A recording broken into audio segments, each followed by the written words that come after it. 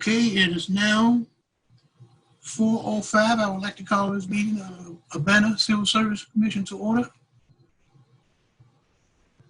Let the minutes reflect that all commissioners are here. I can do a roll call really quick. Okay. Marion Knight. Here. Tracy Nally. Here. Tom Betts. Here. All right, thank you. A little delayed. Me too. I'm in two meetings at once, and it's not good. You Okay. couldn't do that before COVID. I should Okay, do approval either of the one. minutes of May 27th and June 10th, 2020. Move approval. Second. It's been moved and second. Questions? And all in favor say aye. Aye. Aye. Aye. If it's okay, just while we're on Zoom, I'm going to do a roll call for everything. So, Marion Knight. Okay. Okay. Tracy Nally. Aye. Okay, and Tom Betts. Yes, aye. All right, thank you. Okay, public comment. Okay, if it's okay with you, I will just take everyone in the order that I see them. Christopher, would you like to unmute yourself? Can you hear me? I sure can, thank you. Hi, my name is Christopher Hansen. I've been an Urbana resident for 18 years now. I spoke at your meeting last week, and my general concern is about conduct by city employees and making sure that they're actually following city ordinance. And I didn't hear any response from you guys last week, and I probably won't this week, but I'll go ahead and say what I think is important. And my general impression, I see that you're going to be talking about, or at least voting on, a labor and employee relations manager / attorney and a community engagement coordinator. And I want to make clear, I hope it is understood by, maybe it isn't understood by the Civil Service Commission, but I think it should be made clear that the impression of all of the Urbana residents that I've spoken to is that the positions such as, say, community engagement coordinator, our impression is that these positions exist to kind of be apologists for the city or apologists for the police. And our impression is that these positions don't do what their title indicates, but actually end up doing the opposite of what their title indicates. And so when you craft a position like community engagement coordinator, it's every bit of my expectation that this person is, trying to make some flowery posters or press releases for the city, but is generally going to act to shut out citizen access. And a perfect example of that is our human relations officer, Vasilia Clark, who has been refusing to accept, police complaints in regards to the Civilian Police Review Board. And I've tried to complain about that to the city and basically gotten nowhere, and no one wants to actually investigate that. And I wonder what your response is as a Civil Service Commission. I mean, it's kind of written in your title that you're supposed to be doing a service to the people of Urbana, I think. And when you craft these positions, are you taking into account that maybe the people of Urbana want city employees to work for them and represent their interests instead of just acting to protect the city's interests and kind of conceal misconduct?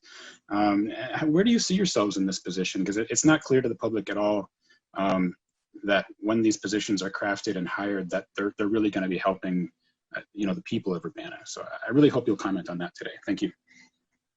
All right, thank you, Christopher. The next person we have, okay, if you would like to make a public comment, could you raise your hand? Would anyone like to make a public comment? You can also unmute yourself. I want to make sure that we give enough time for everyone to respond. Okay, Emily Close. Yes, hi. Good afternoon. Can you hear me? Yes, just fine. Thank you. I've got a copy of the Labor and Employee Relations Manager / attorney position, and I'm assuming that this is a brand new title because you have an agenda item that says going to add this classification. And if it's a brand new classification, I'd like to know what the salary of this job is. I see that it's 5 pages long and there's a pay grade of 353.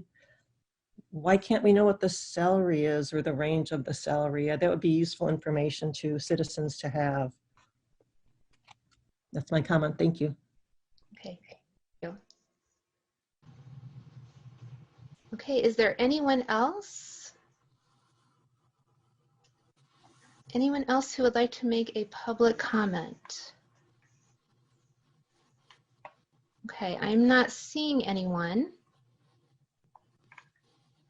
Okay, I think that's it. Okay. Moving on to action items. Okay, so we'll start off with the Administrative Services Manager position. You may be thinking that you just saw that, and you would be absolutely right. You did just see this recently when we moved it from an appointed position into civil service. We recently learned that the incumbent has accepted a position elsewhere and will be moving. So this position will become vacant and we will be posting it. So this seemed like a really good opportunity to really make changes, reflect the position, and what it is going to do, what it is currently doing. So you'll see it's mostly a cleanup, but there are a few modifications. Mostly it's just modernizing some of the language, but this would be a change, a modification to the classification. I would move the adoption of the new job description for the Administrative Services Manager. Second. Okay. Okay. I'll do a roll call if that's okay. Yes. Okay. Marion Knight. Yes. Okay. Tracy Nally. Aye. Tom Betts. Yes. All right. All right. Thank you for that. Okay, so our next item is the Labor and Employee Relations Manager / Attorney.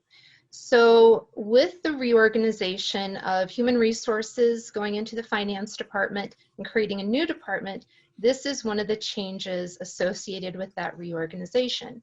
So as you may remember, Todd Rent was able to do many hats, wear many hats. And we don't have anyone on staff who can do all of the things that he did. So we have essentially split up his position into several. And one of those is the labor and employee relations piece. It is almost exclusively legal. And so we have an attorney who handles those. And it just made sense, rather than having an assistant city attorney classification, to have one that really describes specifically what this position is going to be doing. So it is a new classification. It's really kind of a riff on the assistant city attorney classification, but just more specialized to really reflect what this person's day-to-day position is going to be doing. There's an incumbent. Yes. Just to clear the air, what's the salary? I can get that for you in just a moment. Actually, what I would have to do, I'm going to have to get out of this, the connection that I'm on. With the connection that I have, I'm actually not remoting into the city network. I can remote out while Fahmy presents, and then I can get that to you back before we close out the meeting. Is that okay? That's okay. And we can put this on hold if you'd like. We had a person in the community ask the question. It's a legitimate question.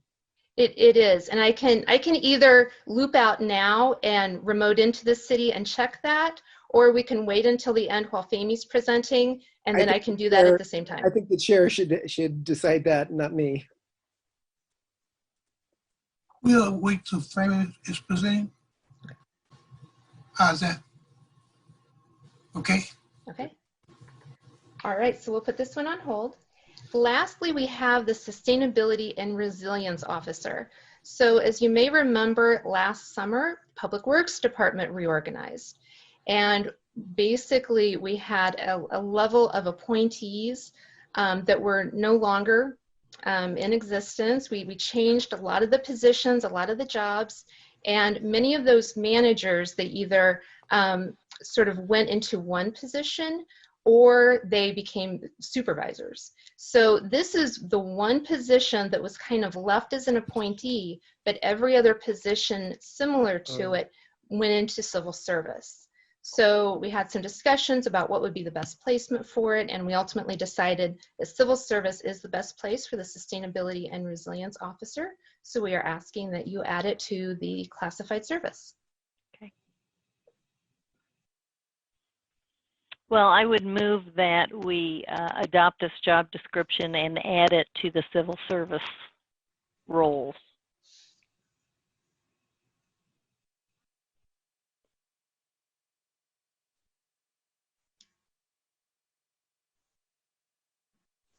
Okay. Do we have a second for that?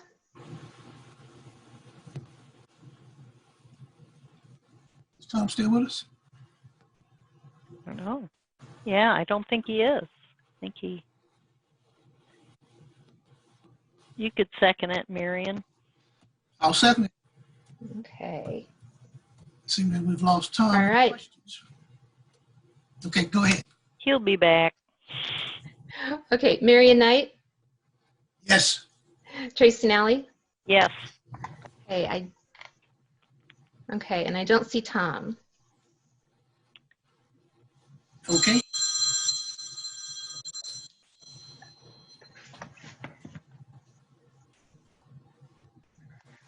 Next item. Okay, the next item is for a position that's actually in active recruitment right now for arborist. We haven't really made any modifications to that that job description, but we are requesting, since it's a position that's in active recruitment, that we set the passing score at minimum qualifications, which are listed on the first page of your memo there. Just in an effort to get as many qualified applicants as we can during the recruitment. Okay. If anybody has questions about that. Is this an open position now? This is it's open right now, and it's an active recruitment. Okay. Well, I would move the recommended minimum qualifications for arborists as recommended by staff. Okay, I'll second that. I'll fill in for Liz. All right. I'll take a roll call. Marion Knight Yes. and Tracy Nally. Yes.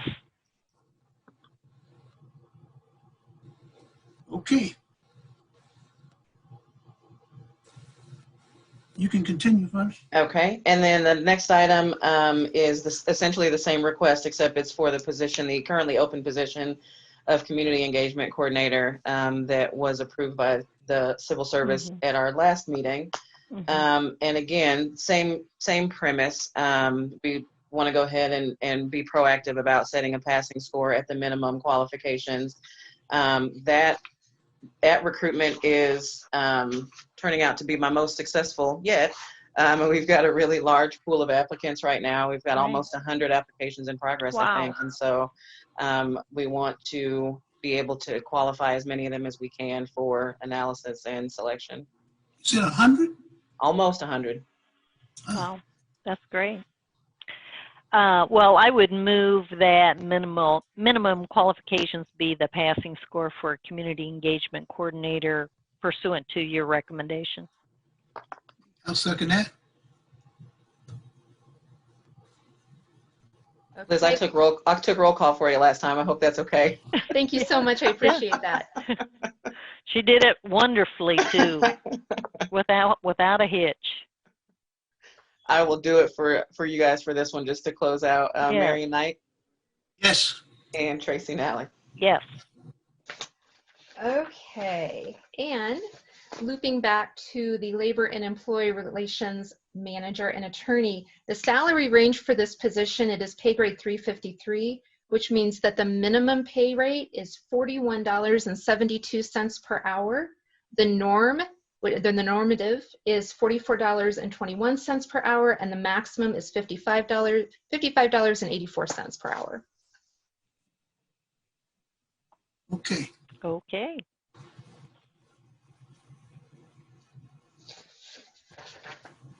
Oh, well, I would move to adopt this job description for the Labor and Employee Relations Manager attorney and make it a position covered by civil service.